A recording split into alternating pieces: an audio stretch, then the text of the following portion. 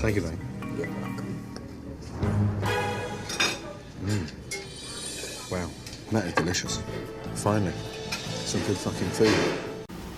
Hello everybody, welcome back to my channel. My name is Amanda. If this is your first time here, welcome to my beauty entertainment channel. Oh my god, I'm gonna have so much fun today. And yup, so if you would like to follow me on social media, here's my Twitter and my Instagram. Go have fun, yay yay. And while you're here, you should check out some of my recent videos. I posted a video a couple days ago talking about how MAC Cosmetics changed the beauty industry, because it did. Then before that I posted an everything wrong with dance moms, yay. And then before that I posted another rant about The Sims. It's the problem with The Sims 4, talking about the game and the stuff packs.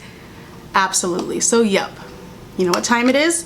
Today we're doing another review. This time it's another movie review. So in case you can't tell by the title, we're going to be talking about Sela and the Spades. I guess it's still brand new Amazon Prime original movie. So in case you haven't seen it, it is on Amazon Prime. I'll leave a link in the description where you can go watch it, because you should, because it's actually very, very good. Okay, so if you don't know anything about it, I'll just read the description off of IMDb because it has no spoilers.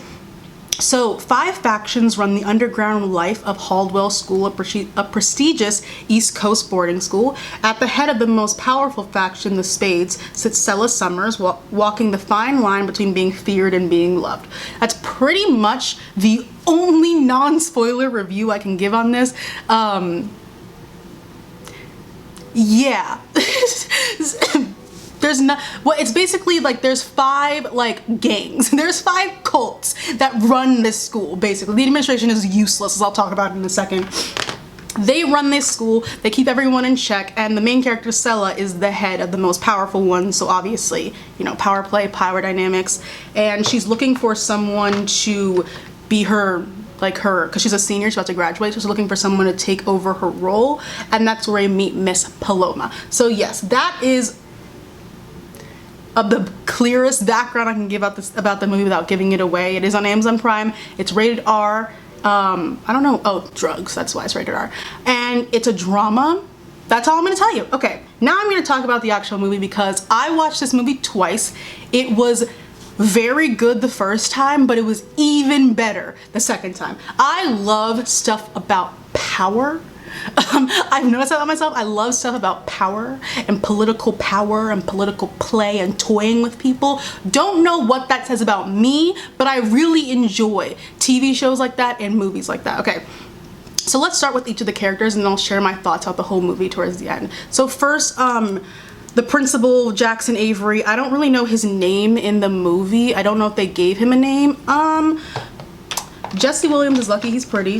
He's not a bad actor, he's just like very average, and but he didn't have like this character. The principal is very boring. His character is a dumbass. I'm sorry. Like, he has their children. This is a high school boarding school. Children, minors are running this. They're running circles around you at the school. I don't understand that, but they needed a dumbass to be like, oh, this is why we have factions. I'm like, this is why they have factions, because your administration is completely useless. So yeah, that's the principal. I don't really care about him. We're gonna move on. Next is Bobby. So Bobby is very, very annoying, but I don't know if it's in the way that they meant her to be super annoying. I'm sensing that she's supposed to, what foundation am I gonna use today?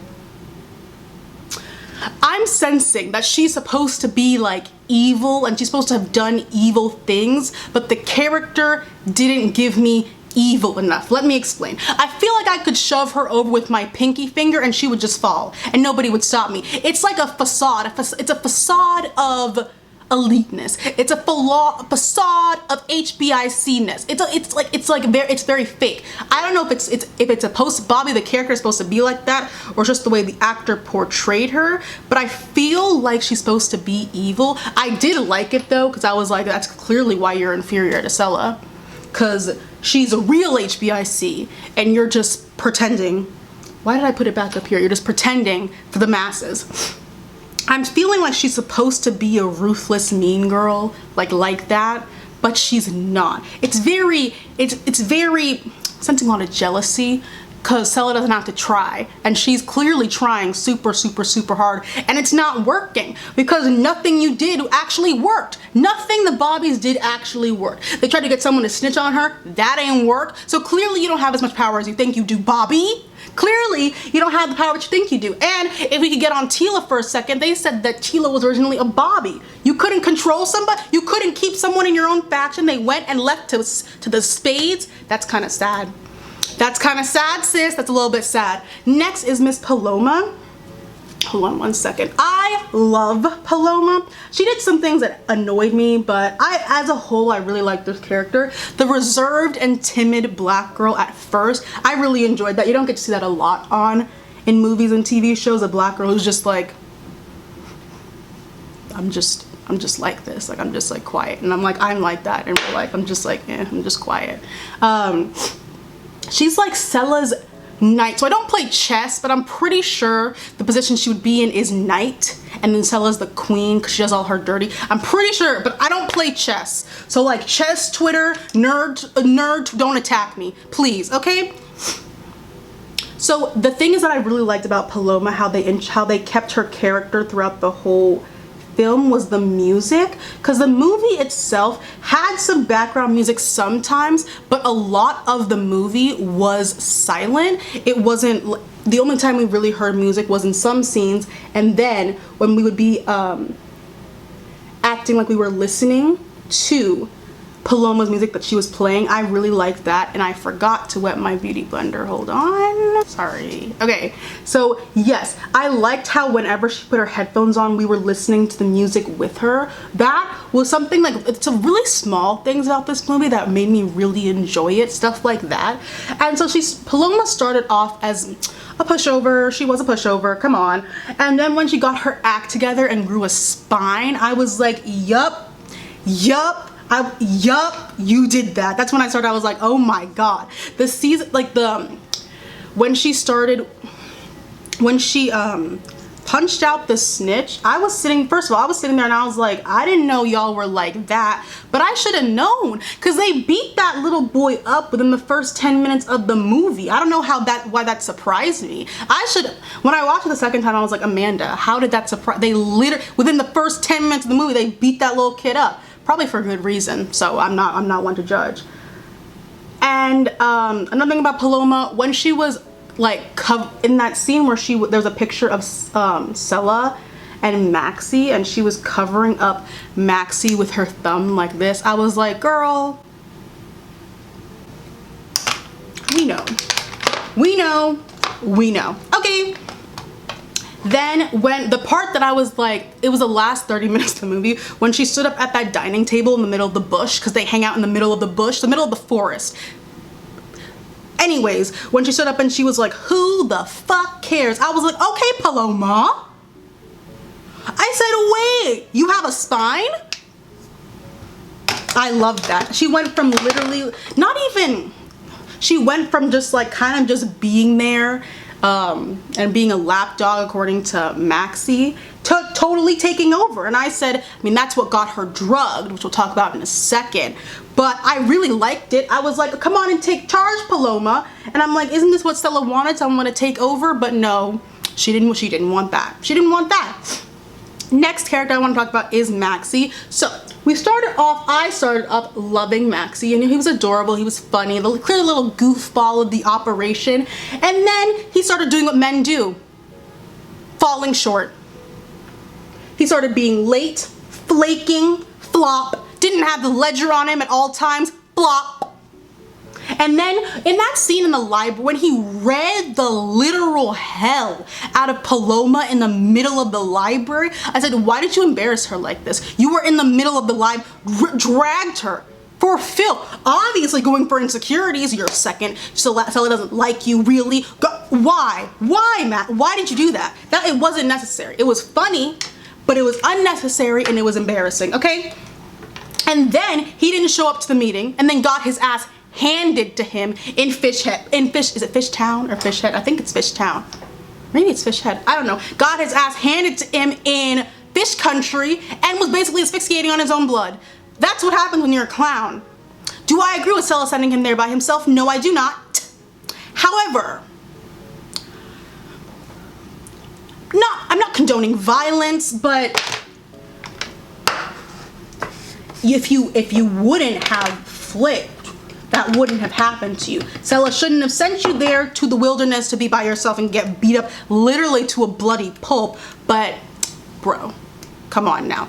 Come on now. And then the scene that I was like, you're on my last nerve, Maxie, is when Sela confronted him and Maxie starts reaching. He starts reading. So you're not reading. You didn't do the reading. You didn't do the reading because you're speaking out of your ass, Maxie. None of what you're saying makes any sense. There is no evidence that Sela does not like your girlfriend, Maxie. There's no evidence of that. Where did that come from, Maxie? It doesn't make any sense. You think you're reading, but you're skimming. This is not the ACT. Read the material before you come to class. Read. He wasn't reading, he was talking out of the side of his neck, and I did not appreciate that. I did not appreciate that at all. And I'm like, you let that little boy, child, get the ledger, Maxie. Am I supposed to be happy about that? Am I supposed to be happy? Be joyed, be ecstatic about that? I'm not, Maxie. It's everything. And then what happens?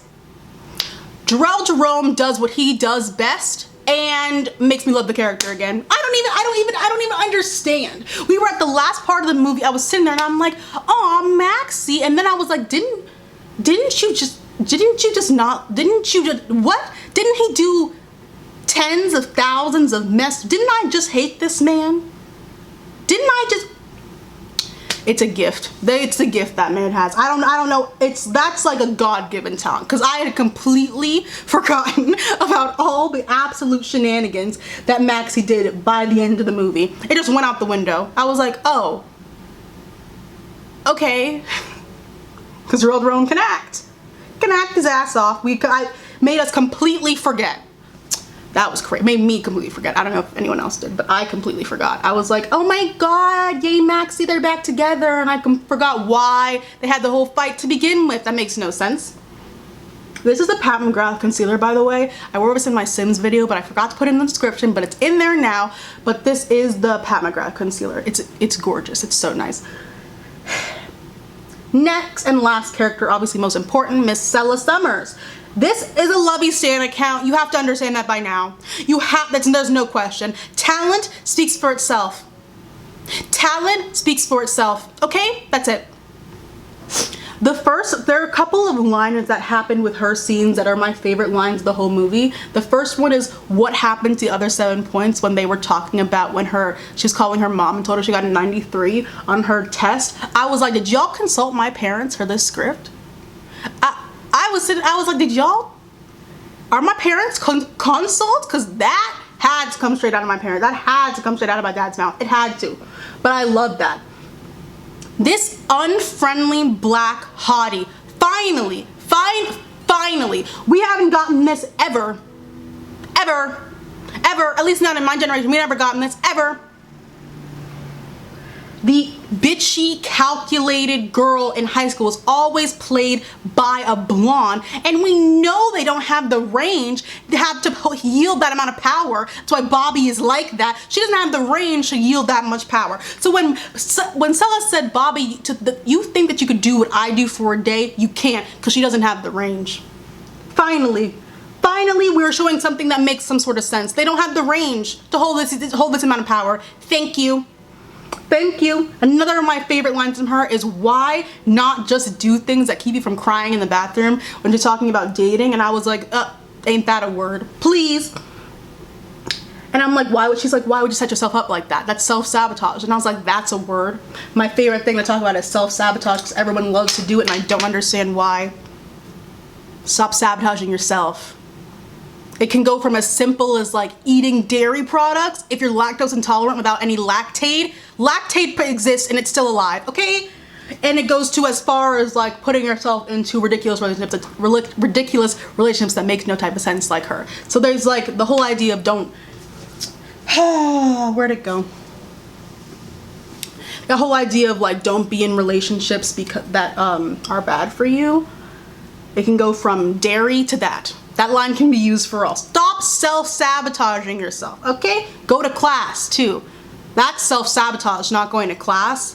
I know it's Zoom University now, just still go. It's self-sabotage if you don't. Okay, thank you.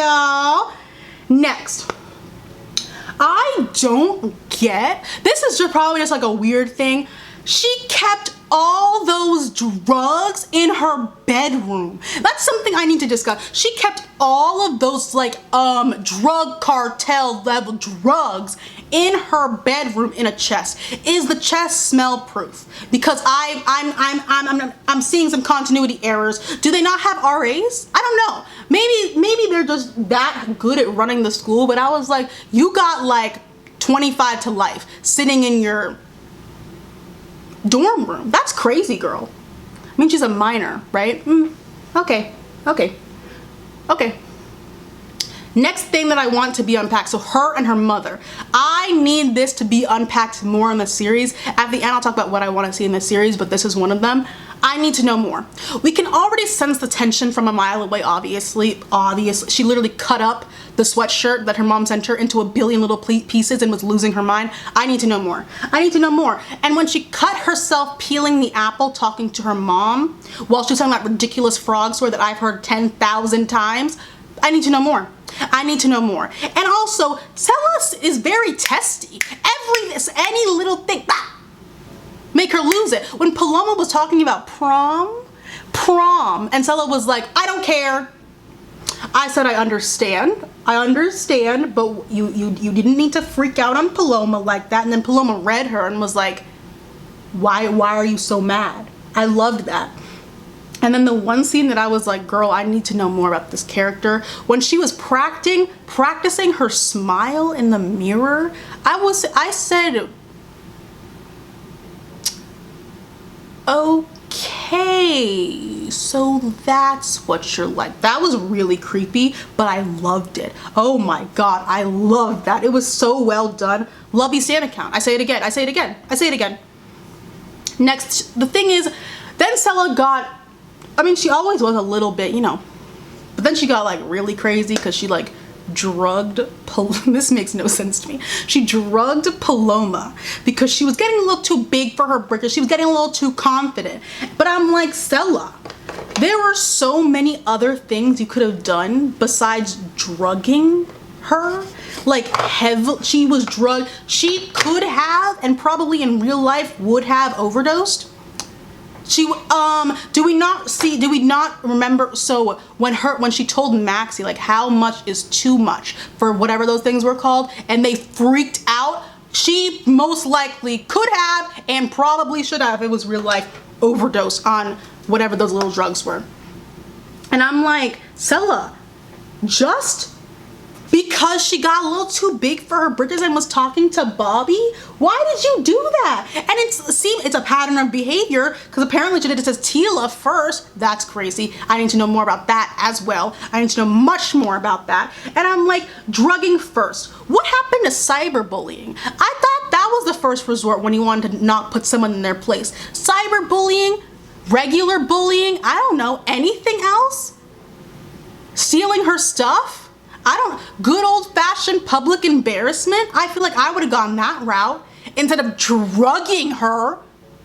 That makes no sense. But makes for a good movie. Makes for a good movie, okay? Something else I don't want to talk about. Sela never does her drugs. I watched the movie twice, and I'm probably going to watch it again because it was very good. She never does any of her own drugs. And in that movie, she had one sip of alcohol, and it was like nothing. And it was at the prom before drugging Paloma with the rest of it. I'm noted. I'm interesting. I would like to know more about that. I'd like to know more about that.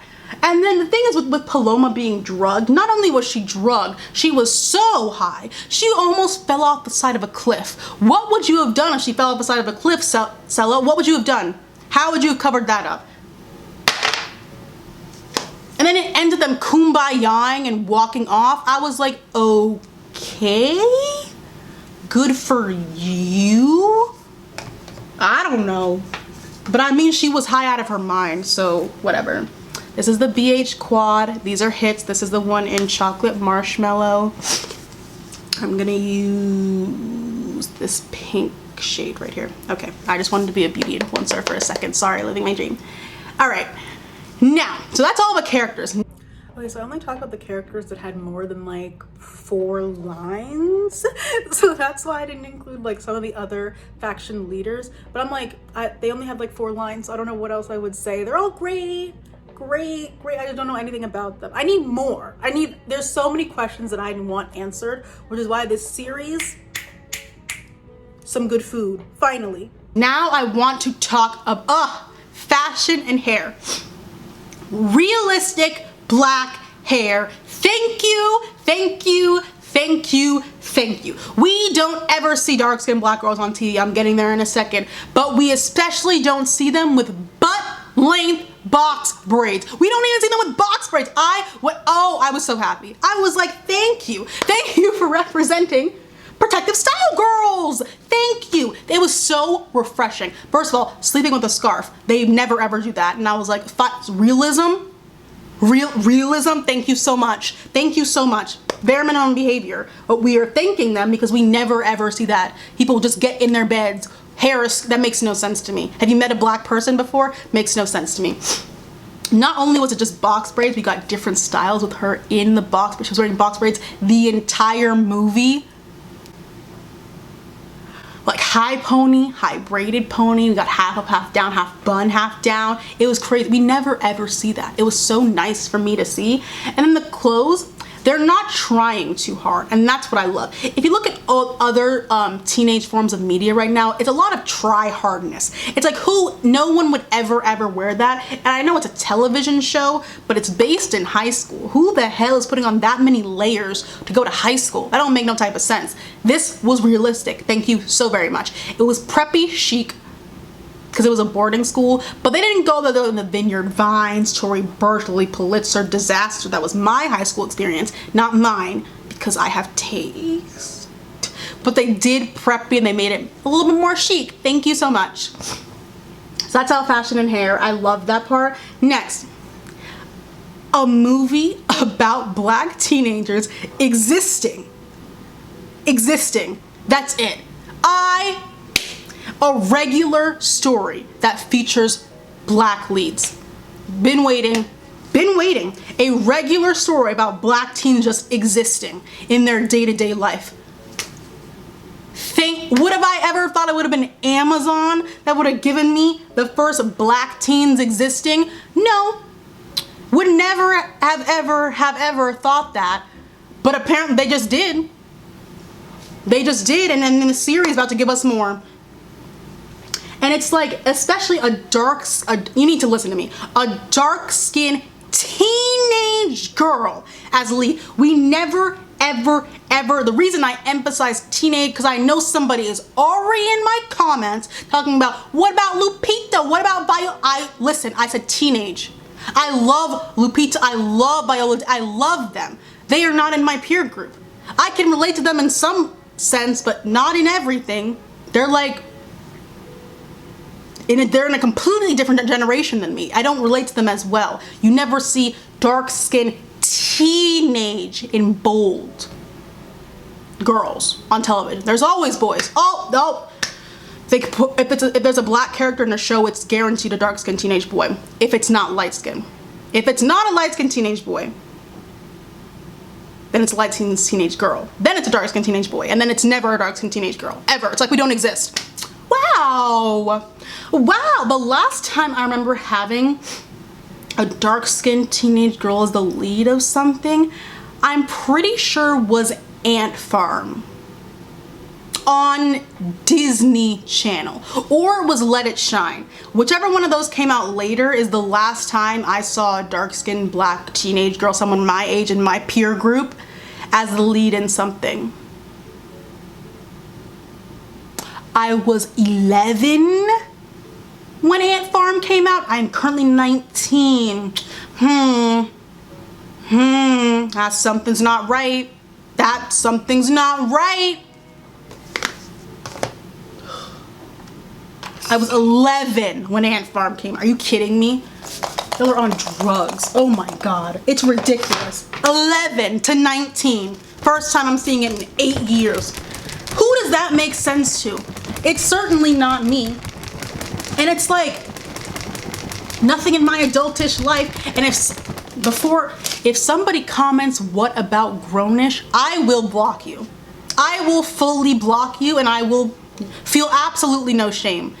Go watch my Everything Wrong with Grownish. Let's put a little plug in here. Don't comment grownish underneath this. You won't win because it's not true. Look at the cast. Not there. We're not there. Ryan Destiny just arrived, and she was there for about 4 lines. Stop playing in my face. Stop making me look foolish.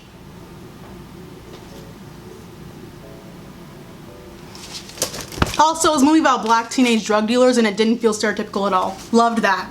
Loved that. Thank you so much. Thank you so much. Next, so I'm no film student, I'm not, but I know when things look nice, and this movie looked nice. Like, objectively, it was very pretty to watch. Sometimes it got a little bit dark, and I was like, please no Game of Thrones, please. When things are so dark, I'm like, I can't see, I can't see, but it wasn't all the time. This school was so beautiful yet realistic, because sometimes when they do like the whole boarding school thing, the school, I'm like, that would never ever be a high school ever. But it was gorgeous yet realistic. Like some parts I was like, that looks like my high school. I was like, oh my, that looks like the mansion. That was a place in my high school, but I was like, wow, not something that looks like an Ivy League college. Thank you so much. Even Ivy League colleges are mostly ugly. So anyways, I also really liked the school bus scene when they were getting ready for the prom. It was so cute. It was like, oh, remember when people used to like go buy school buses and like decorate the insides for some reason, even though asbestos, mold, whatever, I won't get into that. But I really liked that scene. It was very beautiful to watch. Wow. I'm gonna go rewatch this movie after this because it was so pretty to watch. So now, what do I want to see from the series? Let me put something on my lips so I don't look ashy. What do I want to see from the series? So I want to see more about the cheerleaders. No one ever says that, but I'm like, how was Sela running the most powerful faction, and the head cheerleader? I would like to know more. I was a cheerleader myself. That's probably, I have a bias, but like I would like to know more. I also really love their uniforms. Sorry. I am a sucker for a good uniform. I love their uniforms and I love their school colors, okay? I need to know the history of Sela. I want to, because Maxie said in one part that she's like, he said that Sela thinks that Paloma reminds her of a younger version of her. And I'm like, so how did Sela get to where she is? How did she gain power of the most powerful faction in the entire school? I would like to know more about that. Like how she got the power of the spades. I would also like to know more about what happened sophomore year that caused people not to snitch or rat. Tila. Just bring Tila back for a reappearance. You know, season 1 finale, we see Tila drive up in a car, maybe in the same car. She pulls up to the football, because she like crashed into the pole of the football field. Maybe she pulls up to a football game, and then season 1 finale, then it goes black, roll credits, and then season 2 happens. Yeah, do that. I would like to see Tila come back again. Lip gloss. This is from the Smokey Glow collection with Midas Cosmetics. That's what I used on my eyes the other day, that pink look that I did. Gorgeous palette. And this lip gloss is my new favorite. This is the shade Never Dull.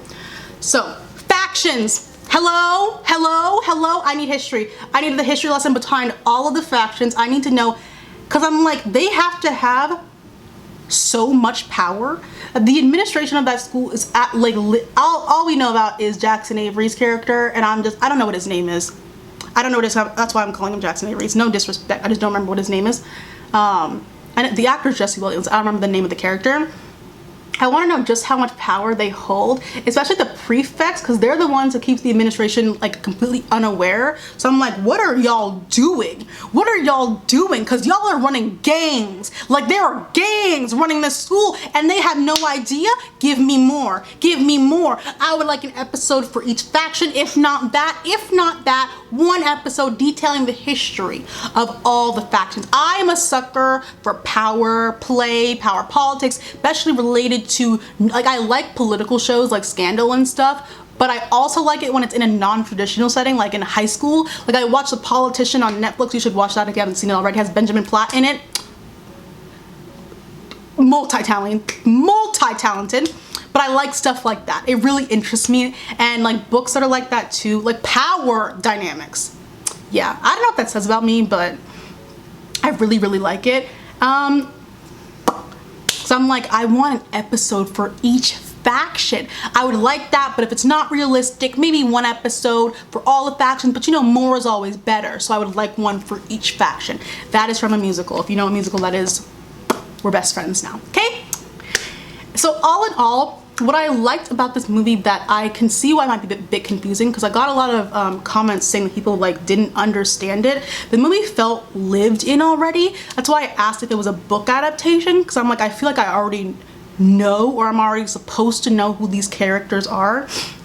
And that's why I was like, that might be a bit confusing to watch. You might be like, I don't understand. That's why I'm like, watch it twice. That gets actually much better the second time. The third part of the movie, so the movie to me was split into, it was like the first hour was like a pilot episode, like the first episode of a TV show, and then the second episode was like the third part of the movie was like a second episode. And that's when the movie went from good, it was like good, to like, oh my god. Like the last 30 minutes of that movie was a whirlwind. I loved it.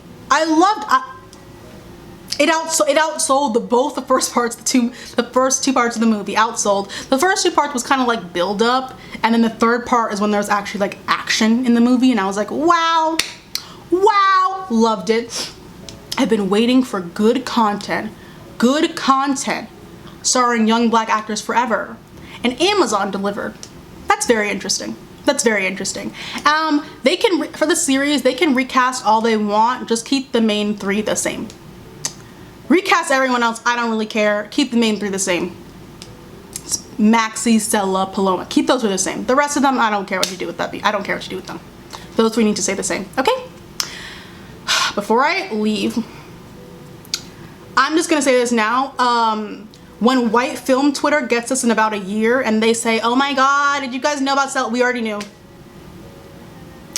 knew. You just don't like to watch stuff where you're not portrayed. How do you think we feel? Imagine how tired we are of watching stuff about teenagers and no one ever who looks like me. It's like I don't exist. Do I not exist to Hollywood? Do I not exist? Let's go on Netflix first. Do I not exist to Netflix? Do I not exist in your world? Because every teenage coming of age drama thing that anyone has ever produced in the last, I don't know, 7 years, do I not exist? Because I'm pretty sure I'm real as hell right now, because I live in a movie. Make a movie about me. I want to be seen. This is the first time I've been seen in like, I don't know, 8 years? So yeah, I'm very excited to when white film Twitter finally, someone from white Ladybird Twitter finally watches it and is like, oh my god, diversity. Or they put like 3 clips from the trailer in their, you know, end of the year film thing to add, sprinkle in a little bit of black in there. I'm super excited for when that happens. Watch this movie. You're late. I know it's gonna happen. I know it's gonna happen. I would say, because if we weren't in quarantine, I would say give it a year. But because we are in quarantine and people are now just like watching stuff just to watch stuff, I would say maybe 3-6 months. White film Twitter would be like, oh my god, guys, this hidden gem, Sela and the Spades. Okay, at least I'll be watching it. But I'm just like, girl, you're tardy, Tabitha. You're tardy. You're late. That's it. So my question to you now, what faction are you most interested in, and slash which one do you think you would be in? So I think I'm most interested in I'll tell you what they are first. The C is the teacher's pets and like cheating and stuff. They help you cheat on stuff. And then the skins is like gambling. The bobbies are like illegal parties. The prefects keep the administration unaware. And then the spades are like drugs and alcohol and stuff. I think I'd want to be either in the C or the prefects, honestly, because the prefects are really, I'm like, how are you keeping them so blissfully unaware? I would love to be in the spades, but girl, all those drugs are hard time. Like hard time. I don't want that. I don't want that. So I would love to be in the spades, but that's hard time if you get caught. So yeah, that's the end of my video. I just be saying anything. Anyways, so yes, you should definitely check out Sela and the Spades. It's on Amazon Prime, available now. Yup. Yeah, so if you'd like to follow me on social media, here's my Twitter and my Instagram. Again, go enjoy. And while you're here, check out some of my recent videos. They should be on your screen now-ish. And what else was I supposed to say? That's it. So yeah, thank you guys so very much for watching my video, and I'll see you guys in the next one. Bye bye.